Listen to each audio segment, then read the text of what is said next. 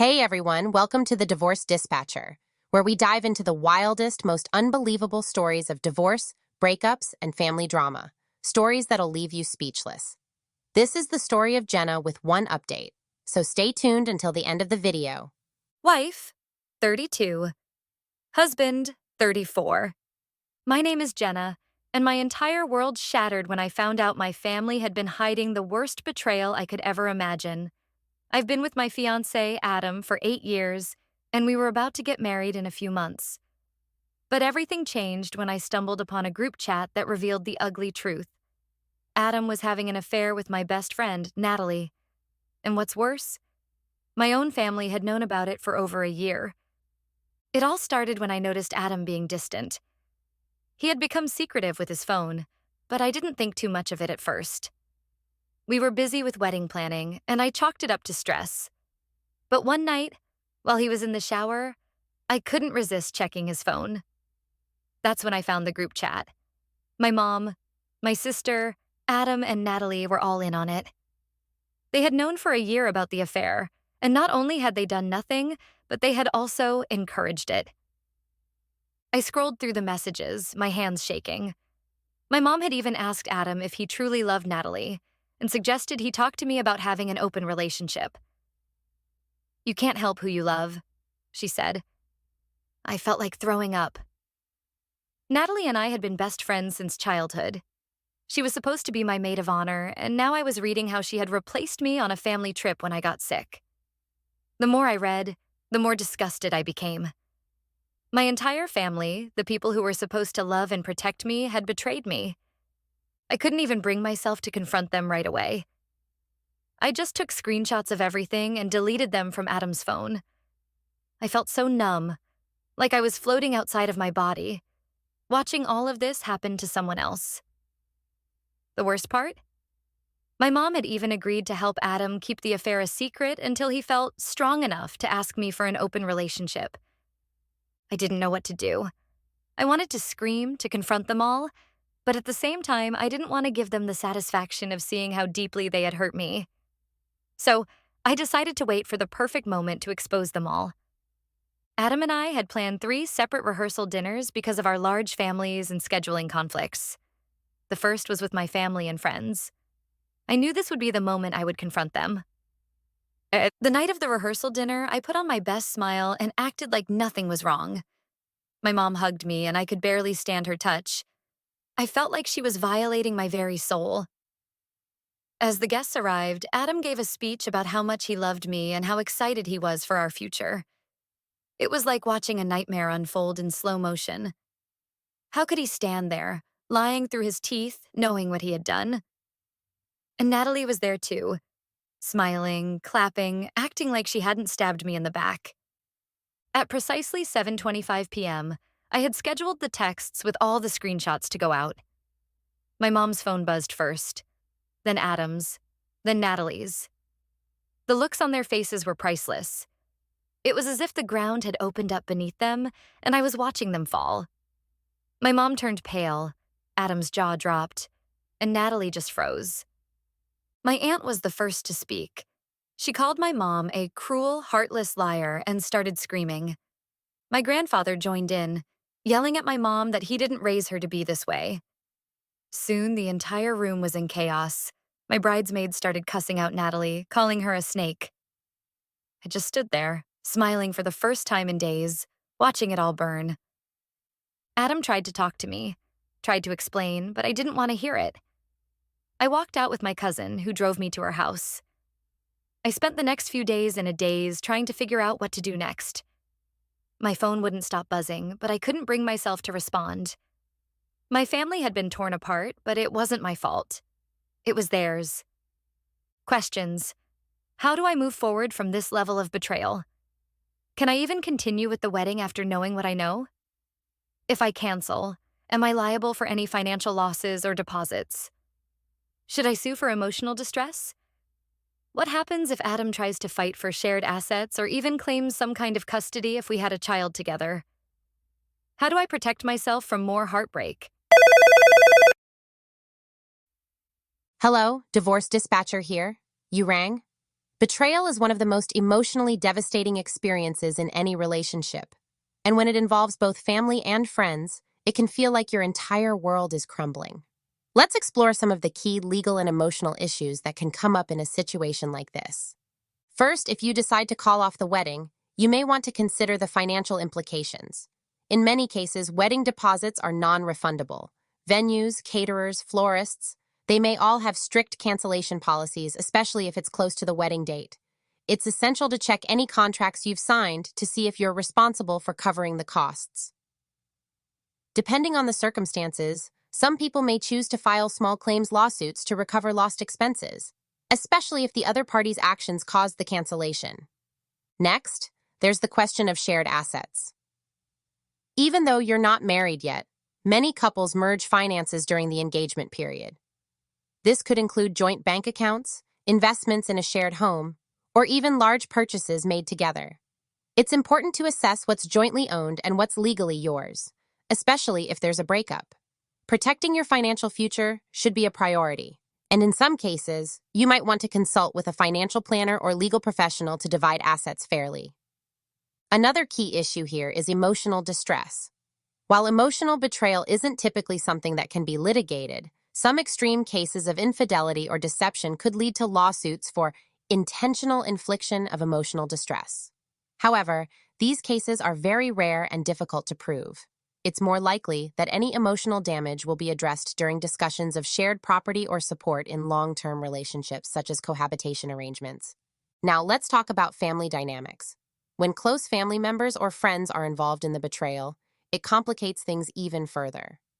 It's not uncommon for people to seek therapy or counseling to cope with the emotional fallout, especially when it's not just a partner who betrayed you, but also your support system.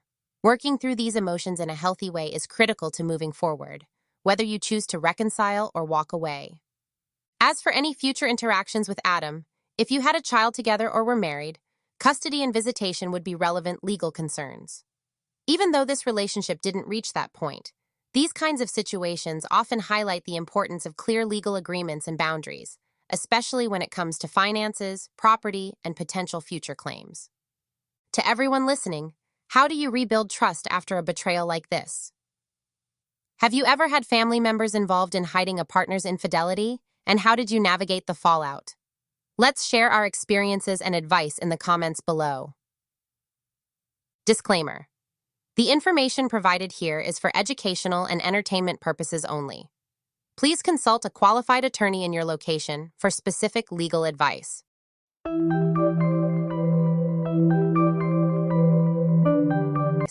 You're still with us. Curious about what happened to Natalie and Adam? Here's an exciting update on Jenna's story. Wife, 32. Husband, 34. After exposing Adam and Natalie's affair to my entire family at the rehearsal dinner, I thought I would feel relief. I thought watching their faces crumble with the truth would somehow set me free from the torment I'd been living in for the past year. But instead, I felt an emptiness that weighed even heavier on me.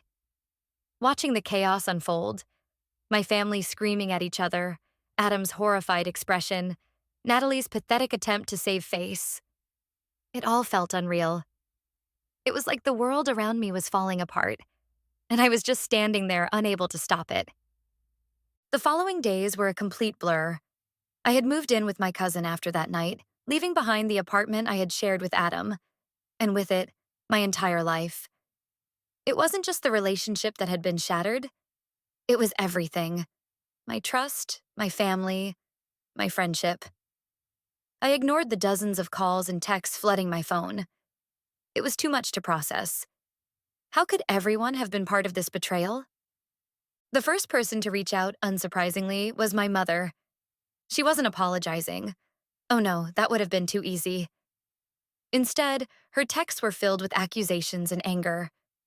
"You ruined the family," she wrote over and over. "How could you do this to us? We were trying to protect you." The irony of it all was almost laughable. Protect me? By hiding the fact that my fiancé had been sleeping with my best friend for a year? I couldn't even respond. It wasn't worth the energy. Then there was Natalie. Of course she tried to explain herself.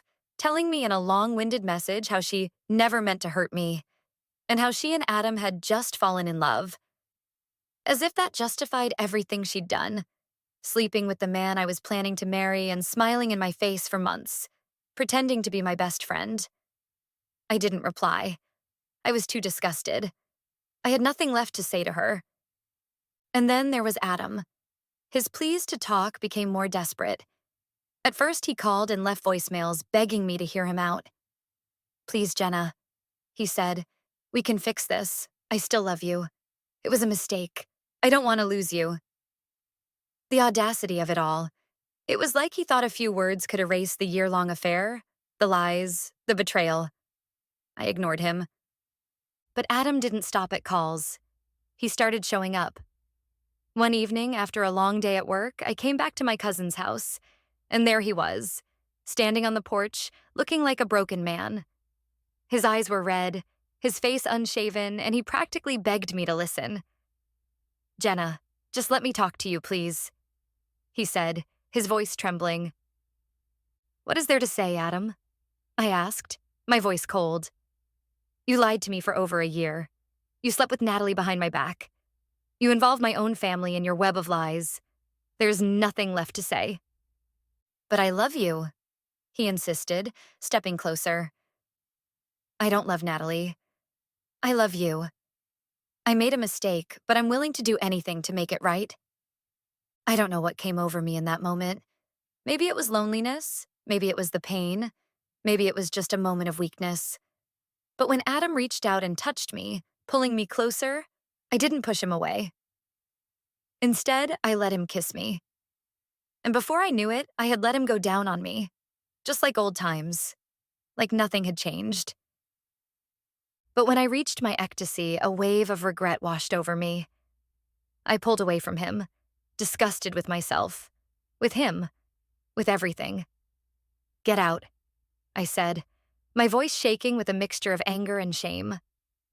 "Just get out." Adam looked at me, confused and hurt. "Jenna!" "I said get out," I screamed, tears spilling down my face. He left, and as soon as the door slammed shut, I crumpled to the floor, sobbing uncontrollably. I couldn't believe what I had just done. He had always been so good in bed, and now I knew why. He'd had plenty of practice with her. The thought made me sick to my stomach. The next few weeks, I heard from everyone, Natalie's parents, who had cut her off financially and were devastated by her betrayal. My aunt, who was furious with my mom for covering up the affair. And my mom, who wouldn't stop blaming me for destroying the family. She didn't seem to care that she was the one who had betrayed me. All she cared about was the damage to her reputation. My half-sister, who had suggested the open relationship as a solution, kept trying to tell me that people love who they love and that I was overreacting. It was like she was living in some alternate universe where betraying the people you care about was just normal behavior. As if all that wasn't enough, Adam continued to try to get in contact with me, leaving notes, sending flowers, and showing up at places he knew I'd be. I couldn't take it anymore. I wanted to move on, but I didn't know how. I felt trapped, betrayed and broken beyond repair. Questions. Can I legally make Adam stay away from me if he keeps showing up uninvited? What do I do about the shared lease on our apartment? Am I entitled to more since he cheated? Is it normal to feel guilty for what happened when it was he who betrayed me? How do I deal with my toxic family when they refuse to take responsibility for their role in all of this? Should I cut them off completely? Hello, divorce dispatcher here. You rang? When a betrayal of this magnitude involves both your family and your closest friends, it can feel like you've lost not just your relationship, but your entire support system. The emotional and legal challenges in situations like this can be overwhelming, so let's walk through some of the key issues you may face. First, let's address Adam's behavior. If your ex-partner is showing up uninvited or contacting you repeatedly when you've made it clear you don't want to engage, this could potentially be considered a form of harassment. In situations like this, a restraining order or protective order might be something to consider. These orders are designed to legally prevent someone from contacting or approaching you, giving you peace of mind and space to heal. Now, regarding the shared apartment, Even though you aren't married, cohabitation in a long-term relationship can still raise legal questions about shared property. If both your names are on the lease, you have just as much right to stay in the apartment as Adam does. However, figuring out who stays and who leaves can sometimes require negotiation. In some cases, it may make sense to break the lease or find a way to buy out the other person's share, especially if emotions are running high. You also mentioned feeling guilty about what happened between you and Adam during his visit. It's important to understand that moments of weakness, especially after betrayal, are not uncommon. The emotional turmoil of infidelity and the breakdown of trust can leave people questioning themselves, their choices, and their boundaries. This is where therapy can be incredibly helpful in processing those feelings and moving forward. Let's talk about family.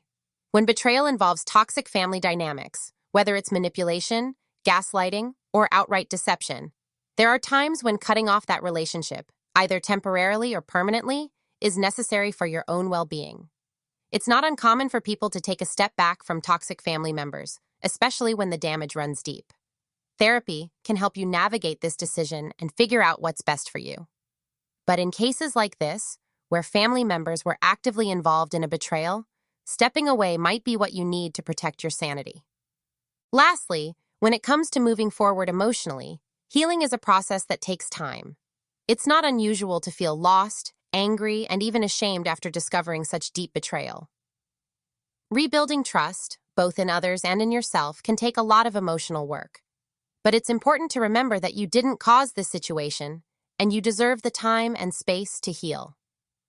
To everyone listening, have you ever had to deal with a toxic family situation where they sided with a partner who betrayed you? How did you handle setting boundaries, and what advice would you give to someone in a similar situation? Let's support each other in the comments below.